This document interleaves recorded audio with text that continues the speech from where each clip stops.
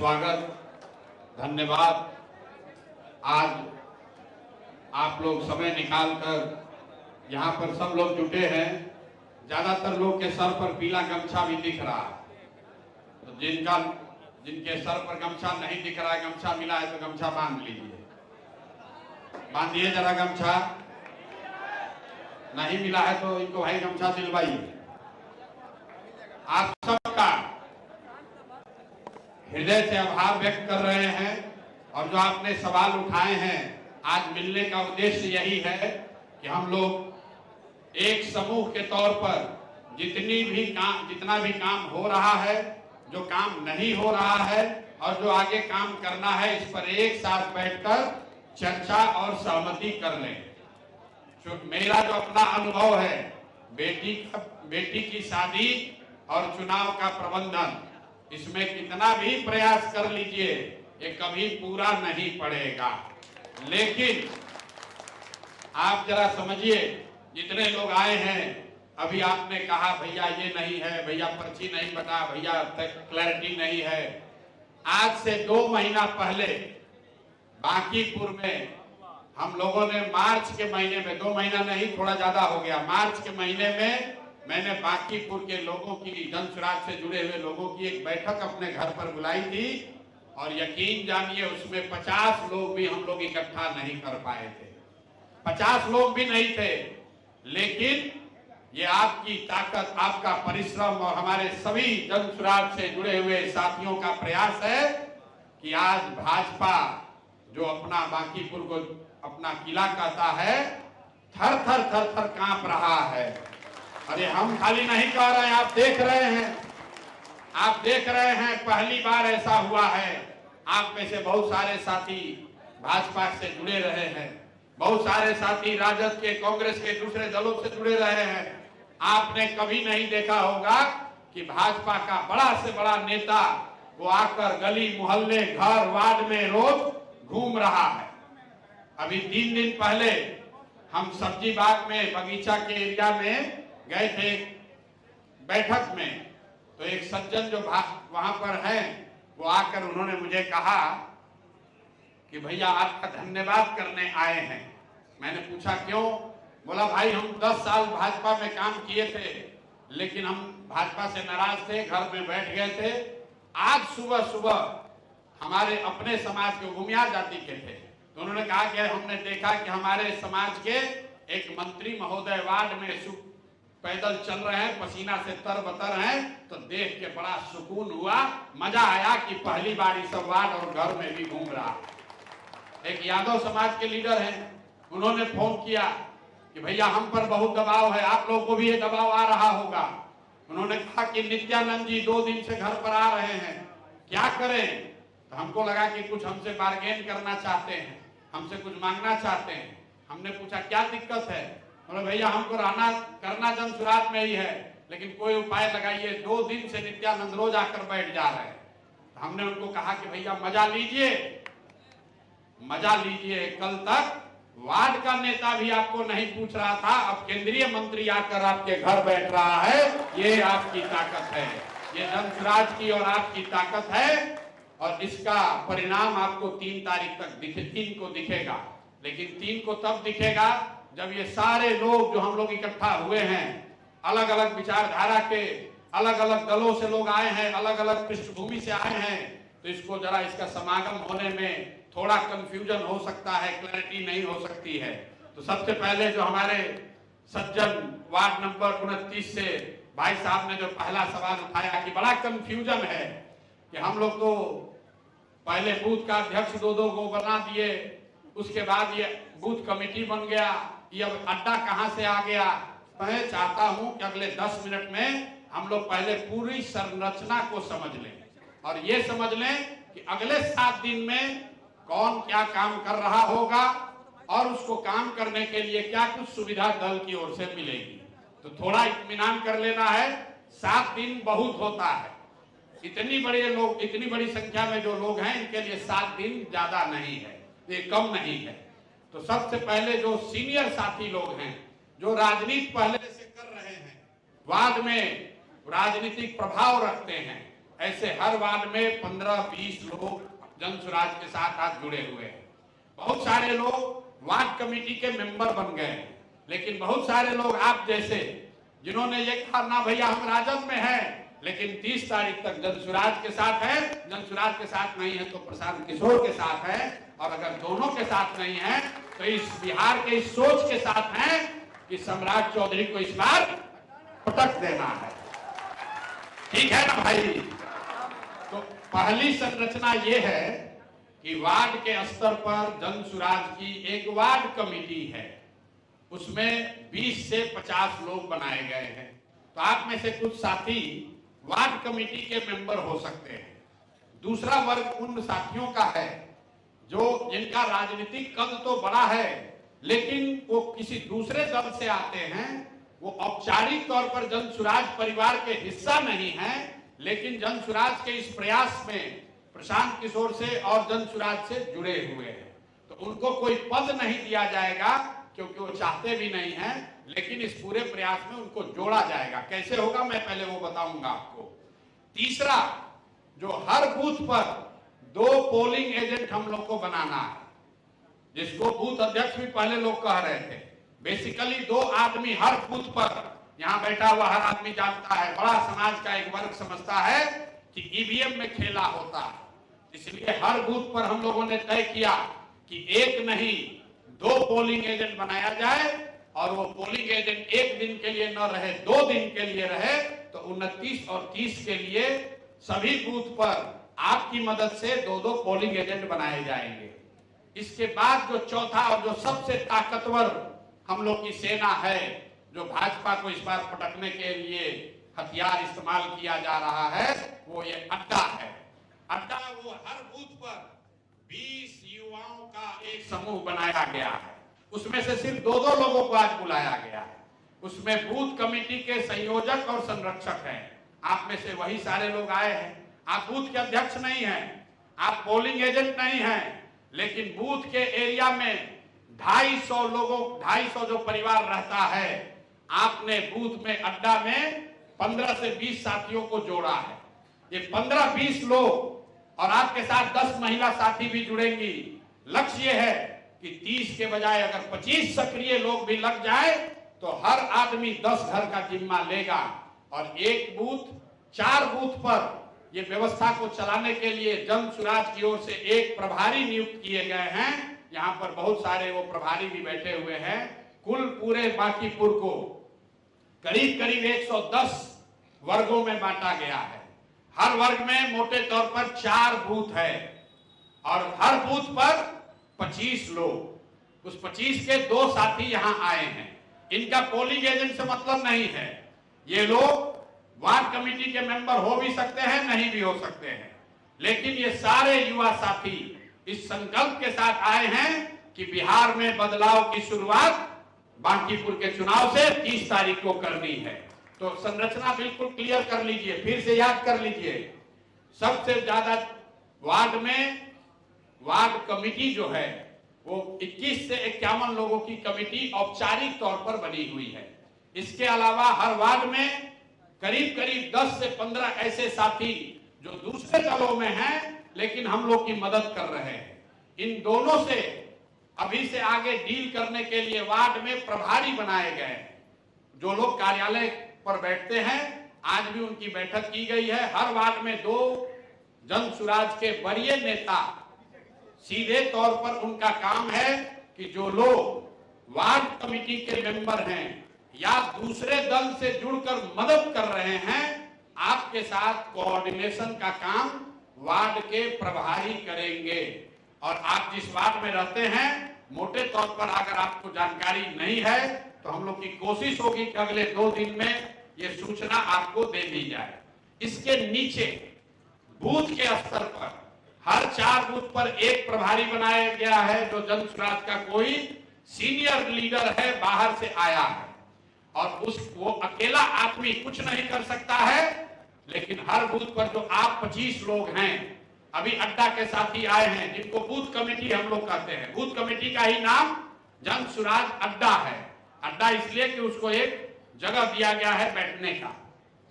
वहां पर अभी जब बैठक हुई, जो जांच हुआ, औसतन 12 से 15 साथी वहां जुड़े हुए हैं। कल इसी हॉल में महिला साथियों की बैठक हुई तो कुल 4000 महिलाएं, मतलब हर बूथ पर 10 महिला साथी और हर बूथ पर औसतन 12 से 15 युवा साथी जुड़े हुए हैं। हम ये नहीं कह रहे हैं कि सब सक्रिय है, लेकिन ये लोग जुड़े हुए हैं। अब हम लोग की जिम्मेवारी है कि उसको एक व्यवस्था बनाकर अगले 5-7 दिन में जमीन पर उतारा जाए काम करने के लिए। तो संरचना को लेकर वार्ड कमेटी के अलावा 5 से 10 लोग जो स्थानीय नेता हैं, जो जन सुराज के हिस्सा नहीं है लेकिन मदद कर रहे हैं। तीसरे स्तर पर जो 4-4 बूथ पर एक वार्ड के सेक्टोरल प्रभारी हैं, जो जन सुराज के बड़े नेता हैं, और 4 बूथ पर हर बूथ पे बूथ कमेटी जो बनी है वो 20-20 युवाओं की है और 10 महिलाओं की है। उसमें 2 लोग, एक संयोजक और एक संरक्षक, उन्हीं साथियों की आज यहाँ बैठक बुलाई गई है। अब जो 15-20 लोग आपके बूथ में हैं, उनको सक्रिय करने के लिए जो व्यवस्था बनानी है वो आपके नेतृत्व में की जाएगी। अब उस बूथ पर आप ही प्रशांत किशोर हैं, आप ही जन सुराज हैं, वहां 20 साथियों को आप ही सक्रिय करेंगे। और आपकी मदद के लिए जो सेक्टर के प्रभारी हैं, 4 बूथ पर जो एक प्रभारी जन सुराज का है, वो आपकी मदद सुविधा, चाहे पैम्पलेट हो, झंडा हो, माइक हो, ये देने का जिम्मेवारी वहां के प्रभारी की है। अभी अगर आपको सूचना नहीं है तो कोशिश हम लोग की होगी कि अगले 24 घंटे में आपको पता चल जाए कि आपका सेक्टर प्रभारी, आपके बूथ का प्रभारी कौन है, जो कि व्यवस्था को देखेगा। बाहर से जो लोग आए हैं प्रभारी, वो व्यवस्था के लिए है। राजनीतिक लड़ाई, घर घर अभियान, पर्ची काटना हो या लोगों को समझाना हो, वो काम स्थानीय लोग ही कर सकते हैं, आप ही कर सकते हैं और आपके द्वारा ही किया जाएगा। एक जो आपने सवाल उठाया कि पर्ची दूसरे लोग बांट रहे हैं, हम लोग नहीं बांट रहे हैं, ठीक बात है। पर्ची हम लोग बांटेंगे, ये पार्टी का आप कह सकते हैं कि स्ट्रेटेजिक निर्णय है। हम लोगों ने बहुत गहन चिंतन मनन करने के बाद ये तय किया है कि पहले भाजपा को पर्ची बांट लेने दीजिए। क्यों? क्योंकि हम लोग का सिंबल नया है। जब भाजपा पर्ची बांट रही है तो हम लोग भी पर्ची बांटने जाएंगे, उसमें घोलमेल हो जाएगा। पहले इनको 3 दिन में पूरा पर्ची बांट लेने दीजिए। हम लोग पर्ची बांटना 24 तारीख से शुरू करेंगे, पूरी उसकी तैयारी है। पर्ची के तौर पर एक लिफाफा, मेरी ओर से एक व्यक्तिगत लिखा हुआ पत्र और मतदाता का पर्ची, और हर घर के लिए एक नहीं 2 बार पर्ची देने की व्यवस्था की गई है। जो आपके जो नीचे के टीम है, और ये काम पूरी तरीके से जो बूथ कमेटी के साथी आए हैं, जो संयोजक है, संरक्षक है, इनको करना है। जो बूथ अध्यक्ष बना है, पोलिंग एजेंट जो बन रहा है, उसका काम नहीं है। जो बूथ पर 25 लोग को हम लोग तैयार कर रहे हैं, इन 25 लोगों के जिम्मे ही ये काम है कि 2 दिन में पर्ची को एक बार सारे लड़के, सारे युवा साथी बांटेंगे और दूसरी बार फिर महिलाएं लेकर उसको जाएंगी, ताकि हर घर में 2 बार पर्ची जरूर पहुंच जाए। ये इसलिए जरूरी है कि बहुत सारे लोगों को जन सुराज पता है, बहुत लोगों को प्रशांत किशोर पता है, लेकिन उनको स्कूल का बस्ता छाप नहीं पता है।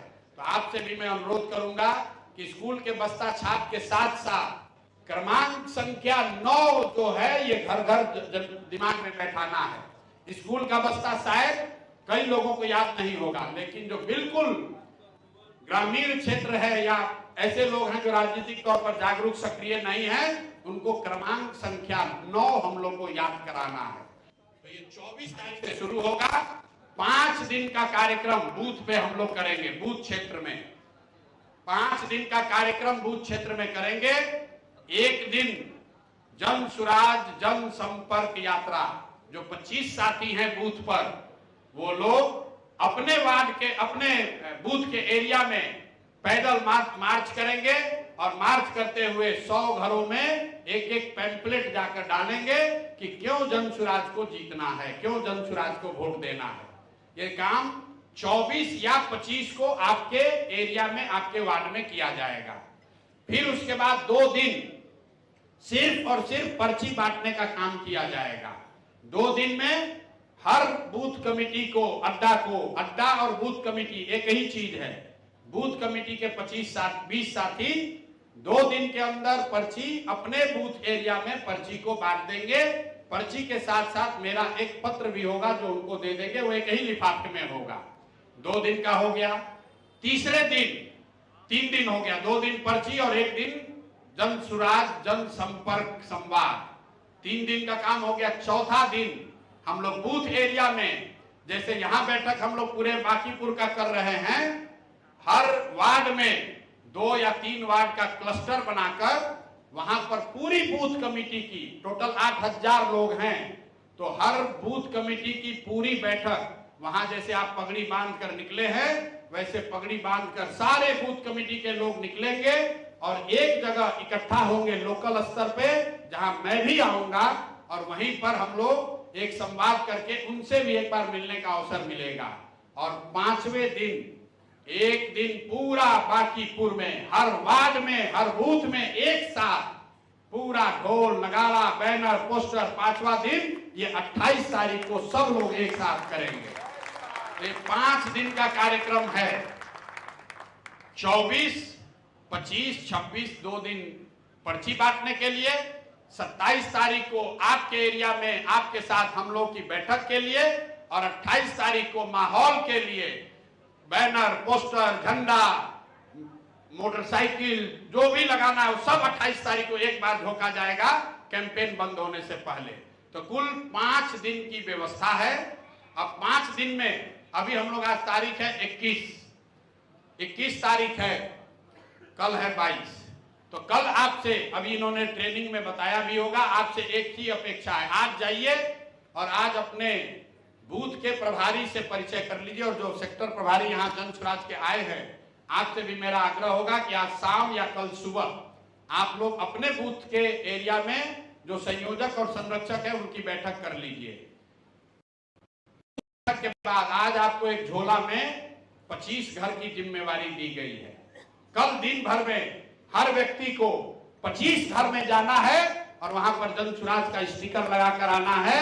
अगर हम लोग कल 25 भी कर लेंगे तो यहाँ आए हुए 1000 लोग हैं, टोटल 1000 लोग, अगर कल 25 घर हम लोग करेंगे तो 25,000 घर, मतलब आधा बांकीपुर कल एक दिन में हम लोग को ठोक देना है।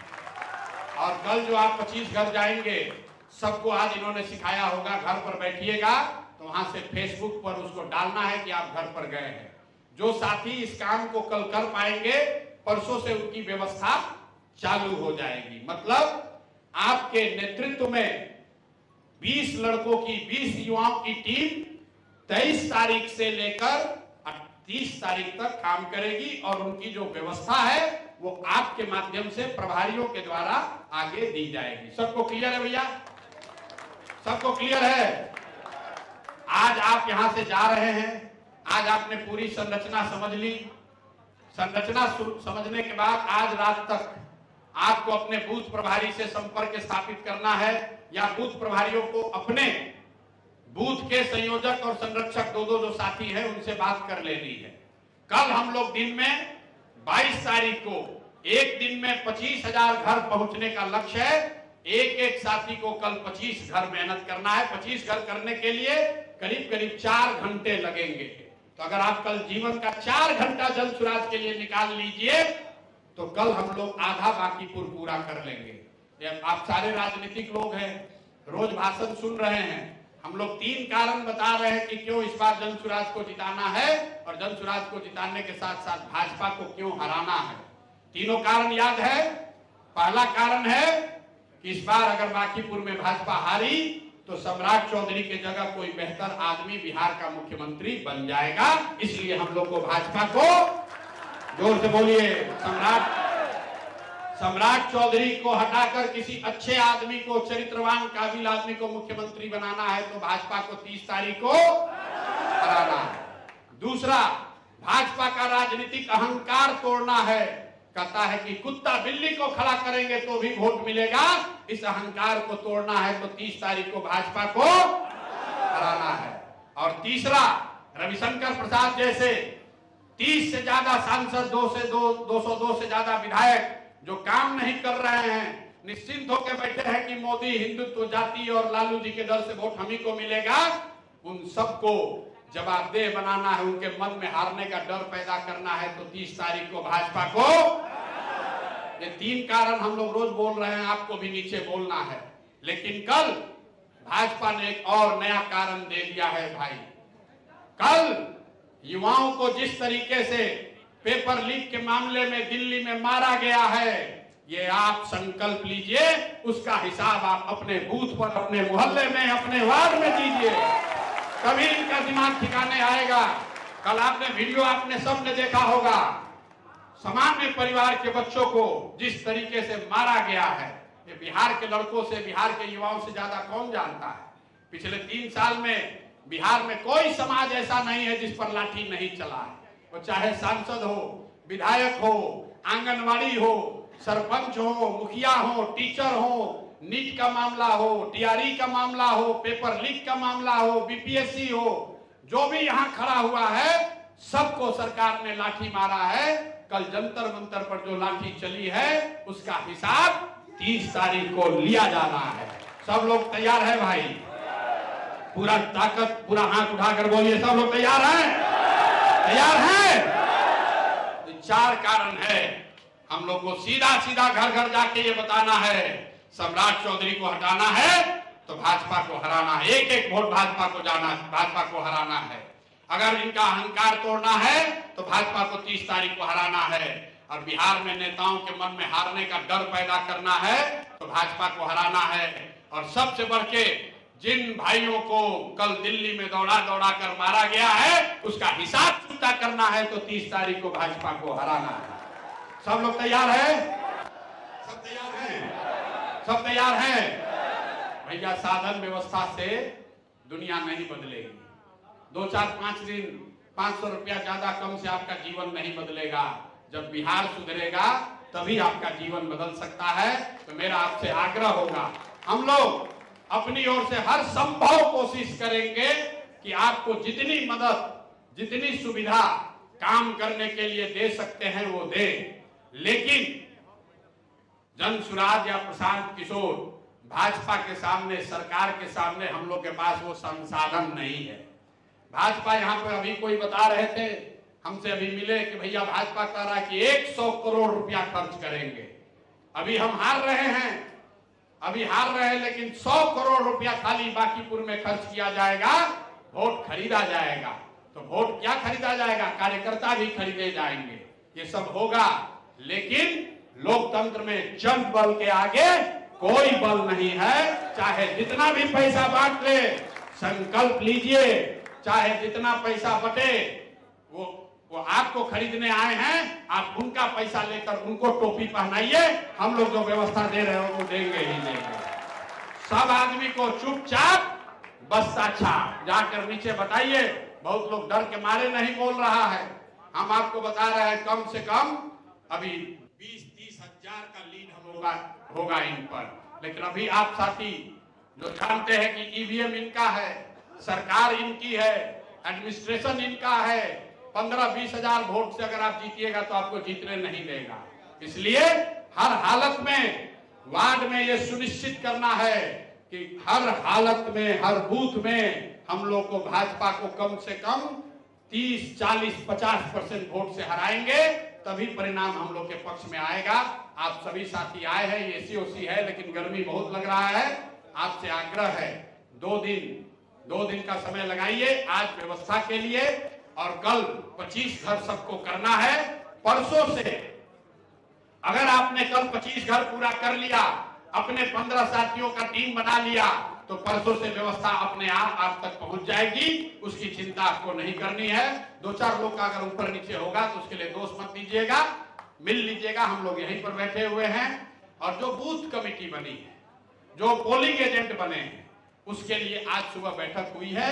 सभी प्रभारियों को निर्देशित किया गया है कि जो वरीय साथी, जो राजनीतिक सहयोगी हर वार्ड में हम लोग के साथ जुड़े हुए हैं, चाहे वो वार्ड कमेटी के मेंबर हो या दूसरे दल के मेंबर हो, उनके साथ मिलकर कल से 20-20, 25-25 लोगों की टोली वो निकलेगी।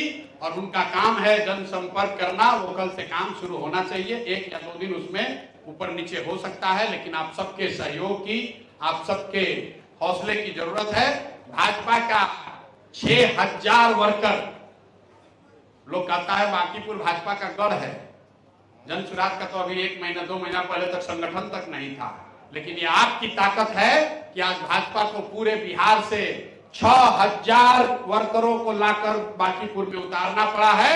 अब आपको दिखाना है कि ये लोग मजबूत हैं कि हम लोग मजबूत हैं।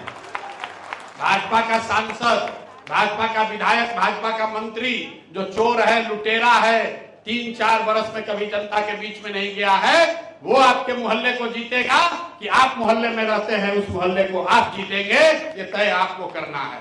सब लोग तैयार है? आपको क्या लगता है कौन जीतेगा? कौन जीतेगा?